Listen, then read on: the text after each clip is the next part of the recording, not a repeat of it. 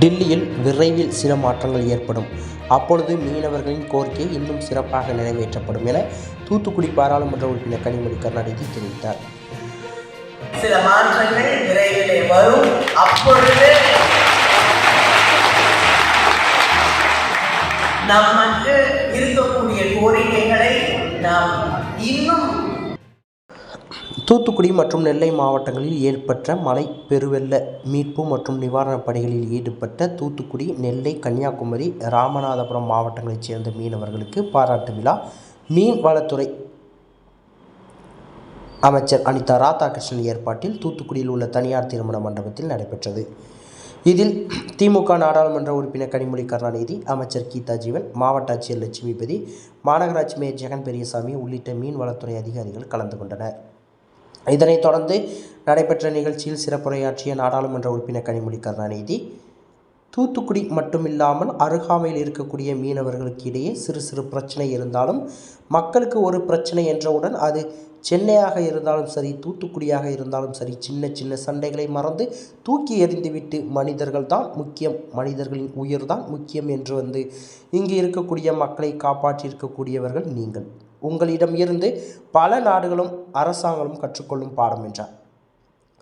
சில தவறான கொள்கையை வைத்துக்கொண்டு வெறுப்பை மட்டும்தான் திணித்து கொண்டு இருக்கின்றனர். வெறுப்புதான் அரசியல், வெற்றி என்று நினைத்து கொண்டு இருக்கின்றனர். ஆனால் அத்தனையும் கடந்த அந்த வெறுப்பு, கோபங்களை ஒரு நிமிடத்தில் தூக்கி எறிந்துவிட்டு மனிதன் காப்பாற்ற வேண்டும் என்று தந்தை பெரியார் வழியில் மக்களை காப்பாற்றிருக்கக்கூடிய நீங்கள் இந்த உலகிற்கு ஒரு மிகப்பெரிய அன்பின் பாடத்தை சொல்லித்தரக்கூடியவர்கள் நானே. அதனை கண்கூடாக பார்த்தேன். கனமழை பெய்த பொழுது ஏரல் பகுதிக்கு செல்ல முடியாத சூழ்நிலை இருந்தது. அப்பொழுது மீனவ சகோதரர்கள் உயிரையும் பொருட்படுத்தாமல் நான் அழைத்துச் செல்கின்றேன் என்று மீனவர் ஒருவர் சொன்னதை கேட்டு நான் அசந்து போனேன். அப்பொழுதுதான் பார்த்தேன் மீனவர்களின் அந்த மனது, தைரியம், அன்பு என்ன என்பதை என்னால் கண்கூடாக புரிந்து கொள்ள முடிந்தது. இப்படிப்பட்ட மக்கள் தமிழர்களாக ஒற்றுமைகளாக ஒன்றுபட்டு ஒருவருக்கு ஒருவர் பாதுகாப்பு அரணாக நிற்க முடியும் என்று நிரூபித்து காட்டியவர்கள் நீங்கள். உங்களுக்கு எனது சிரம் சார்ந்த நன்றி என கனிமொழி கருணாநிதி எம்பி தெரிவித்துக் கொண்டார். மேலும் மீனவர்களின் கோரிக்கைகள் உள்ளது. டில்லியில் விரைவில் சில மாற்றங்கள் ஏற்படும். அப்பொழுது மீனவர்களின் கோரிக்கை இன்னும் சிறப்பாக நிறைவேற்றப்படும் என்றார். பின்னர் நெல்லை, தூத்துக்குடி மாவட்டங்களில் வெள்ள பாதிப்பின் பொழுது சிறப்பாக செயல்பட்ட மீனவர்களுக்கு பரிசு மற்றும் சான்றிதழ்களை கனிமொழி கருணாநிதி வழங்கினார். இந்த பகுதியில் இருக்கக்கூடிய மீனவர்கள் தோழர்கள், ஒவ்வொரு பகுதியில் இருக்கக்கூடியவர்களுக்கும் மற்றவங்களுக்கும் ஒரு அன்பும் உறவும் இருந்தாலும் சின்ன சின்ன சண்டைகளும் இருக்கும். அது யாரும் இல்லைன்னு சொல்ல முடியாது, இல்லையா? ஆனா பக்கத்து ஊரோட பிரச்சனை இருந்தாலும் மனிதர்களை காப்பாற்ற வேண்டும், மனித நேயம் என்று வரும் பொழுது எந்த பகுதியில் இருந்தாலும், அது ராமநாதபுரமாக இருக்கட்டும், கன்னியாகுமரியாக இருக்கட்டும், நம்முடைய தூத்துக்குடியாக இருக்கட்டும், எந்த பகுதியாக இருந்தாலும் அங்கே மக்கள் அவதிப்படுகிறார்கள். சென்னையில் அவதிப்பட்டாலும் சரி, இங்கே இருக்கக்கூடிய தூத்துக்குடியில் இருக்கக்கூடிய மக்கள் மாட்டிக்கொண்டு திருநெல்வேலியில் இருக்கக்கூடிய மக்கள் அவதிப்படுகிறார்கள் என்றால் எந்தவித எதிர்பார்ப்பும் இல்லாமல் மக்களை, மனிதர்களை காப்பாற்ற வேண்டும், நாங்கள் அங்கே இருப்போம் என்று இருக்கக்கூடிய அந்த சின்ன சின்ன சச்சரவுகள், மனமாச்சரியங்கள், இதையெல்லாம் தூக்கி எறிகின்ற மனுஷங்களாம் முக்கியம், மனிதர்களுடைய உயிரை காப்பாற்றுவதுதான் முக்கியம் என்று இங்கே இருக்கக்கூடிய மக்களை காப்பாற்றி இருக்கக்கூடியவர்கள் நீங்க. உங்களிலிருந்து பல நாடுகளும் அரசாங்கங்களும் கற்றுக்கொள்ள வேண்டிய பாடம் இது.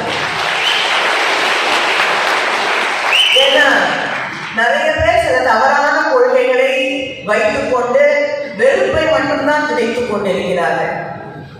வெறுப்பு தான் அரசியல் அப்படின்னு நினைத்துக் கொண்டிருக்கிறார்கள். வெறுப்பு தான் வெற்றி என்று நினைத்துக் கொண்டிருக்கிறார்கள். ஆனால் அத்தனையும் கடந்த அந்த வெறுப்புகளை, கோபங்களை ஒரு நிமிடத்தில் தூக்கி எறிந்துவிட்டு மனிதன் காப்பாற்றுவதற்காக தந்தை பெரியாரை வழியிலே அந்த மக்களை காப்பாற்ற வேண்டிய நீங்கள் இந்த உலகத்திற்கு ஒரு மிகப்பெரிய அன்பின் பாடத்தை சொல்லித்தரக்கூடியவர்கள். நானே கண்கூடாக பார்த்தேன். முதல்ல ஏரலுக்கு போறது வழியே இல்லை. அங்க இருக்கக்கூடிய மக்கள் உயிரோடு இருக்கிறார்களா இல்லையா, அவங்களுடைய நிலை என்ன என்று ஏன்னா போன் எல்லாம் வேலை செய்யல. யாரும் அங்க இருக்கக்கூடிய போலீஸ் ஸ்டேஷன் காவல் நிலையத்தில் இருக்கக்கூடியவர்கள்கிட்ட கூட பேச முடியல. அங்க என்ன நிலை என்று தெரிய முடியவில்லை. அப்படிப்பட்ட ஒரு சூழலிலே அதிகாரிகளும் நாங்களும் உள்ள போகிறதுக்கு பல்வேறு முயற்சிகளை செய்யும் வழி இல்லை. இறுதியாக அங்க இருக்கக்கூடிய மீனவ சகோதரர்கள் நாங்கள் அழைத்து கொண்டு செல்கிறோம் என்று முன்வந்தார்கள். ஆனா அந்த தண்ணி போன அந்த வேகத்துல அவங்களாலும் அங்கே படகை செலுத்த முடியாத ஒரு நிலை இருந்தது. ஆனாலும் நான் நிச்சயமாக அசந்து போனேன். அந்த படகை ஓட்டி கொண்டு வந்த அந்த மீனவ சகோதரர், நீ கவலைப்படாதம்மா, எப்படி இருந்தாலும் நான் உன்னை கொண்டு போய் அந்த பக்கத்துல விட்டுருவேன் என்று தண்ணியில அவ்வளவு வேகமாக தண்ணி அடிச்சுட்டு ஓடுது. அவர் இறங்கிட்டார். இறங்கி கையில கயிறை பிடிச்சுக்கிட்டு, நீங்க இருங்க, நாம எப்படியும் அந்த பக்கம் போயிடுவோம், அங்க போய் அங்க இருக்கக்கூடிய மக்கள் எப்படி இருக்காங்க பார்த்து அவங்களுக்கு உதவி செய்வோம், நம்ம போவோம்னு. அப்புறம் அதுக்குள்ள NDRF நிச்சயமா தயவு செய்து போகவே முடியாது, எங்க போட்ல மோட்டர் இருக்கு, நாங்கள் முயற்சி செய்கிறோம் என்று பிறகு அவர்கள் இவர்களை தடுத்து, ஏன்னா நீங்க போனீங்கன்னா அந்த தண்ணியை தாண்டி போக முடியுமான்னு தெரியல, இத்தனை பேர் அந்த படகுல இத்தனை உயிர்கள் இருக்கிறது என்று தடுத்த பிறகு அந்த NDRF போட்ல போனோம். ஆனா அந்த நிலையிலும் தன்னுடைய உயிர் பாதிக்கப்படும் என்று சொன்ன அந்த நிலையிலும் தண்ணியில இறங்கிட்டார். யோசிக்கவே இல்லை. தண்ணியில இறங்கிட்டு கயிறை பிடிச்சிட்டு நான் நான் அந்த தண்ணியில நடந்து எப்படியாவது இந்த படகை அந்த பக்கம் கொண்டு போய் செலுத்தி விடுவேன் என்று சொன்ன பொழுதுதான் அந்த மனது, அந்த வீரம், அந்த தைரியம், அந்த அன்பு என்ன என்பதை என்னால் கண்கூடாக புரிந்து கொள்ள முடிந்தது. இப்படிப்பட்ட மக்கள் தமிழர்களாக, மனிதர்களாக நம்மால் ஒற்றுமையாக ஒன்றுபட்டு ஒருவருக்கு ஒருவர் பாதுகாப்பாக அரணாக நிற்க முடியும் என்பதை நிரூபித்து காட்டியவர்கள் நீங்கள். உங்களுக்கு என்னுடைய சிறந்தார்ந்த நன்றியை நான் மீண்டும் மீண்டும் தெரிவித்துக் கொள்கிறேன். ஆயிரக்கணக்கான மக்கள், ஏன்னா பல நேரம் இந்த வெள்ள நேரத்துல மற்ற ஊர்கள் எல்லாம் அங்க மாட்டிட்டு இருக்கவங்க கூட ஃபோன் பண்ண முடியாது நமக்கு. ஏன்னா டவர் இல்லை, கரண்ட் இல்லை, வேலை செய்யல, கூப்பிட முடியாது.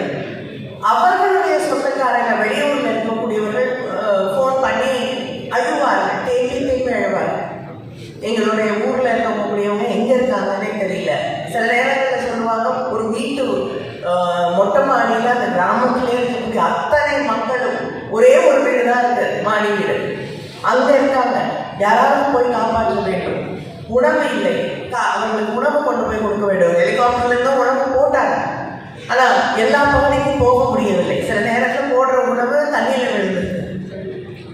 இப்படி தத்தளித்துக் கொண்டிருந்த மக்களுக்காக எந்த நேரமாக இருந்தாலும் அவர்களுக்கு ஒரு ஆறுதல் சொல்லக்கூடிய வகையிலே, அவர்களை சென்றடையக்கூடிய வகையிலே நாங்கள் இருக்கிறோம் என்று சொல்லக்கூடிய அந்த செய்தியை கொண்டு சேர்ப்பதற்கு, உங்களை மீண்டு அழைத்து செல்ல நாங்கள் வந்திருக்கிறோம், என்னோடு வாருங்கள் என்று சொல்லுவதற்கு, ஒருவேளை உணவை கொண்டு போய் அங்கே இருக்கக்கூடிய பெண்களுக்கு, குழந்தைகளுக்கு, பெரியவர்களுக்கு என்று தருவதற்கு இருந்த ஒரே நம்பிக்கை நட்சத்திரம் இங்கே இருக்கக்கூடிய நீங்களாகத்தான்.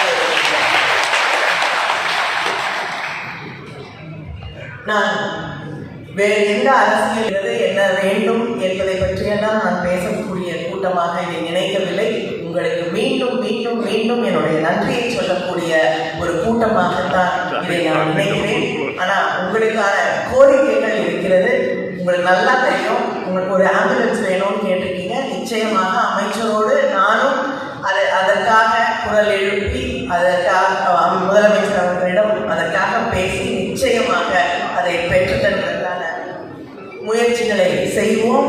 அது மட்டும் இல்லாமல் உங்களுடைய இன்னும் நிறைய சில கோரிக்கைகள் இருக்கிறது, அதையும் நிச்சயமாக நிறைவேற்றி தருவதற்கான முயற்சிகளை எடுப்போம். டெல்லியிலும் சில மாற்றங்கள் விரைவிலே வரும். அப்பொழுது நமக்கு இருக்கக்கூடிய கோரிக்கைகளை நாம் இன்னும் சிறப்பாக விரைவாக நிறைவேற்ற முடியும். மீண்டும் உங்களுக்கு என்னுடைய நன்றியை தெரிவித்துக் செய்திகளை உடனுக்குடன் தெரிந்து கொள்ள உங்கள் கரம் டிவியை சப்ஸ்கிரைப் செய்யுங்கள். அதோடு பெல் பட்டனையும் கிளிக் செய்யுங்கள்.